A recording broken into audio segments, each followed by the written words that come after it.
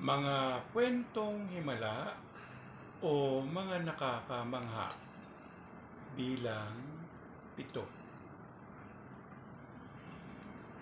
Matagal-tagal na rin nangyari ito sa akin at ito'y naganap nung ako'y magpungsoy sa lugar ng Perea sa Legazpi Village, Makati. Ang pangalan ng gusali ay Greenbelt Mansion. Pinapunta ako doon ni J.C. Lasaten, isang musical director na taga-ABS-CBN. Nangyari doon dahil merong kakatwang nangyayari sa gusali. Umakyat ako sa lugar nila at nakita ko nga ang binibining amihan. Isang diwata ng kahoy. At nakita ko rin ang mga Nephilim. Ang mga Nephilim ay parang patpat ng kawayan ng itsura. Matatangkad at napupulong-pulong sila. Kinausap ko sila sa isip at sinabi ko na hindi pwedeng maghalo ang mga diwata ng hangin at ang mga Nephilim. Kung hindi, para siyang giyera. So pinaghiwalay ko sila. At ang sabi ko, lahat ng mga nabibilang sa mga ethereal ng kahanginan, dito kayo. At kayong lahat ng mga nabubuhay sa daigdig ng kaapuyan, dito kayo. Nagsisunod naman silang lahat. At makalipas ang mga humigit 5 hanggang 7 taon, nabalik uli ako sa lugar na yon dahil sa yung pangalan ng logistics nila ay LBT Freight.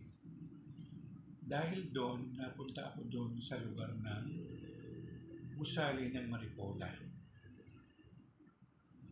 At doon, nakita ko muli ang reyna ng Nephilim. Tinatawanan niya ako. Natatandaan mo ba ako? Sabi niya.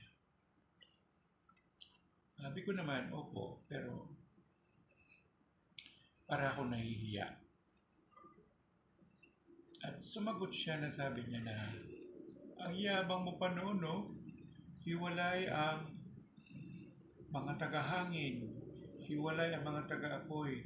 Kung hindi kami sumunod sa'yo, yun ang sabi ng matandang babae.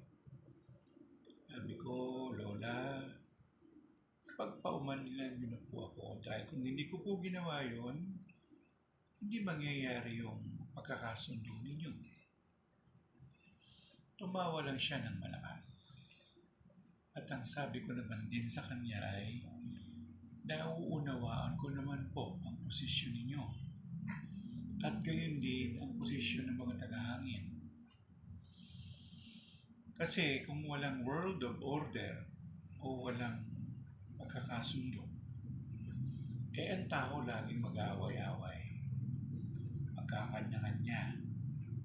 Iisa lang naman po ang mundo na ginagalawan natin, yun ang sabi ko. Pero humimig lang siya ng isang parang umaawit siya. Parang gano'n ang sabi niya na huwag ka na lang mag-alala doon. Pero may mga bagay-bagay na hindi mo dapat pakialaman. O may mga bagay-bagay na dapat mong pakialaman. Salamat na rin sa pakikialam mo dahil naiayos namin ang dapat namin iayos. Paano ngayon yun?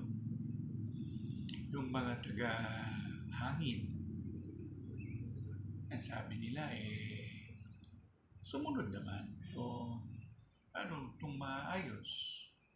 Higit sa lahat po yung question ng pagkakaroon ng mga puno. Kinakalbo na ng mga tao ang mga puno.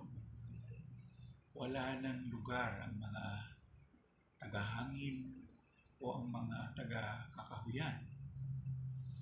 Samantalang kayo, kahit walang puno, mabubuhay kayo. Di po ba ito ay hindi balanse? Ba po dapat ang daigdig na ginagalawan natin ay balanse?